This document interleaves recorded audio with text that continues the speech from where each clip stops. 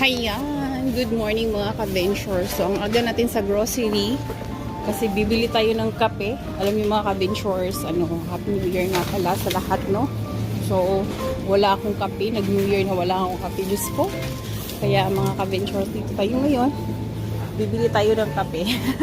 So, tingnan niyo, wala pa munang masyadong matao kasi ang napaka-early pa talaga. Kasi ano pa ngayon?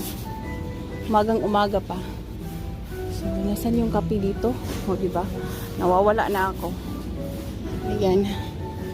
So, grabe mga ka-ventures. Nag-off tayo kahapon, pero may nilakad tayo. So, inisip ko naman na bibili ng kape. Kaya lang, kalimutan ko talaga. Ayan.